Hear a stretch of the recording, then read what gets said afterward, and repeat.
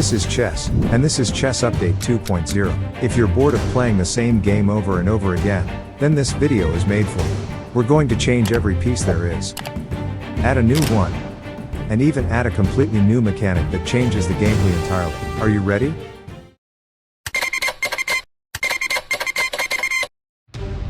First thing that needs a change is the board. 8x8, which is the current size, is just a bit too small for me. Let's expand it one square on each side then. This is good, but we have to remember that something has to go on this board now. Can you guess what it is? If you thought about pieces, you were right. We're going to change the name, the icon, and the movement of every single one of them. We'll start with the pawn. Normally, it moves forwards and captures diagonally. So I thought, why not reverse it? And that's how it happened. The new pawn was created and now it moves diagonally and takes forwards. Genius, I know. When it comes to the name, I obviously reversed it too. Great, but now we gotta draw our noir. It's going to be like a pawn, but again, reversed. So, enjoy watching me draw this noir.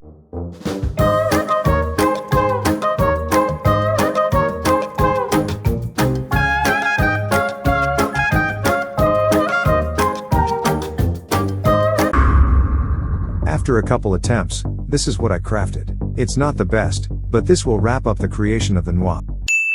But obviously we need other pieces. The board isn't just gonna be full of noirs. Let's create the new pony then. I think everyone knows how this guy moves. It's in an L shape, of course. There's nothing wrong with that. But if we have a 10x10 board, it's not moving very far. I have a solution to that problem though. We're going to turn it into Infinity Knight. In case you don't know, Infinity Knight moves just like a normal knight, but infinitely, so it has reach all over the board. This will definitely make for some interesting plays. The knight already has its name and movement done.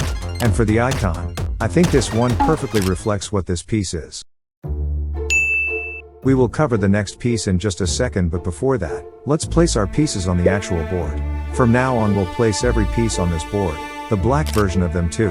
Now that we have that out of the way, we'll make the next piece. But, I noticed that these two were kinda boring, so I'm gonna make this one way more interesting. Let's skip the bishop for now and jump straight into the rook, or should I say, the jumper. Get ready because this one is way more complicated than others. Unlike the rook, the jumper isn't just going in straight lines. Instead, it can jump above all other pieces, but only one at a time, so these examples would be illegal.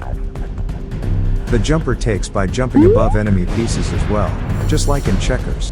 The jumper also has a special ability, which is provided to the jumper by a gun, which means it can shoot pieces from a distance without actually moving. The gun only works diagonally, and only on 2 square distance. This was by far the most complex piece so far, and this is its icon, just a remake of the rook with some spring because it's jumping. Perfect, now we can come back to the bishop, but before that, I want you to feel free to give any suggestions in the comments. I'd like to turn this into a series, so if you have any ideas for new pieces, or rules, I would appreciate some feedback. Anyways, back to the video. You're probably wondering, why does this new bishop look so weird? Well, here's the reason. Doesn't it annoy you when you can't move your bishop on squares of other color? Yes, it does. And my bishop will solve that problem, since it can now switch and move on a different color. It's called two-colored bishop, and these two things symbolize its ability to move on 2 colors. This is a great addition in my opinion, and hopefully it will solve all of our problems. Okay, now the only pieces left are the king and the queen. After them we will finally get to the secret mechanic I was talking about earlier. So for the king, I didn't really try to make it too complex, so it's just like a normal king, but it can go 2 squares at once. Its name is Double King, because it can go twice as far as the normal one, and its icon perfectly reflects that. It's just 2 kings. And now it's time for the final one, the queen. After her you'll get to see the rest of the update. I decided to make the queen a bit more overpowered, as it isn't overpowered enough right now. Watching this video, maybe you know what Amazon is in chess. It's basically queen and a knight combined, and we're going to make it even more overpowered by combining Amazon with camel.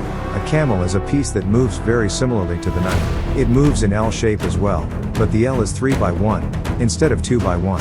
After combining Amazon with camel we get the Mega Queen, which can move on all these squares.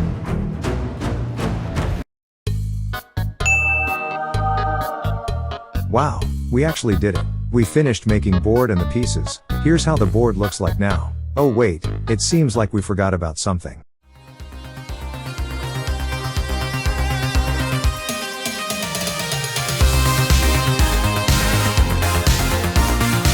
That's right, we forgot about that special piece I promised to add here.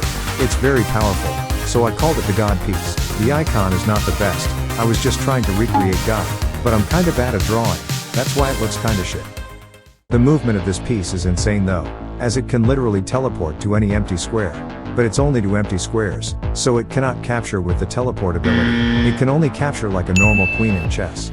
To summarize, God piece can teleport everywhere if there's nothing on the square it's going to. It can capture like a queen. It looks absolutely ugly because of my drawing skills and it's still extremely overpowered.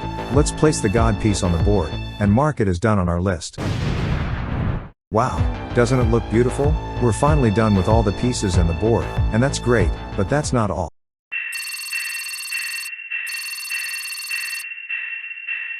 Second part of this video will be dedicated for the shop, the new feature of this update. Here's how the shop works. At the beginning of every game, players will get 1,000 chess dollars each, but they will have to spend it before the game starts, because some items would just destroy the game otherwise. This way you'll be able to create some different kits of shop items, and that makes the game 100 times more interesting. Let's go through every item and its prize now. The first item is the jump spell. Its prize is 300 chess dollars, and here's what it does. It basically allows you to jump over a piece it's used for one move. The next item we'll talk about is the bomb. It basically makes your pieces work like an atomic chess for a move. But wait, how does atomic chess work? In atomic chess, when you capture a piece, every piece around explodes, including yours. Pawns are not affected by it though. The bomb will cost 350 bucks. Great, we already created 2 items out of our list. We're going kinda quick, but there are more out there. For example, the duck, which you might be familiar with as well. The duck is simply just an object on the board, which you can use to block other pieces from moving somewhere. So we have the duck for $200, and the next item is the freeze spell. Freeze spell can freeze pieces in a 3x3 area. It costs 250 bucks, and this is what it looks like. I tried putting a little snowflake here. It looks way better with it.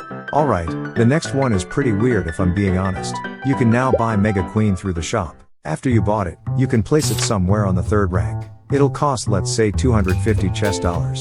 Next one is very similar. You can buy another double king. You have to place it on the 3rd rank too.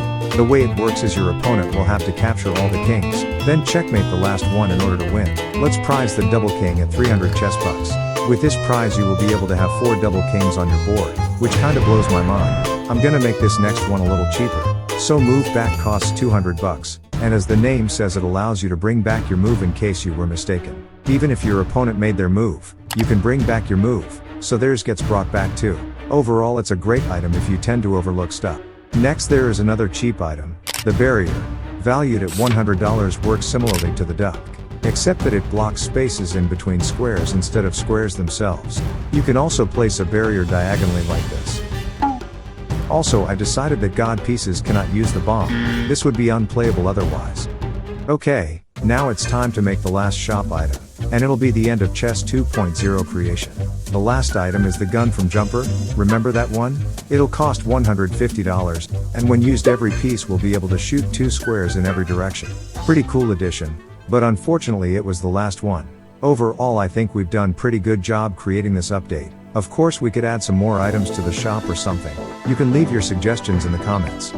That being said, I consider Chess 2.0 finished.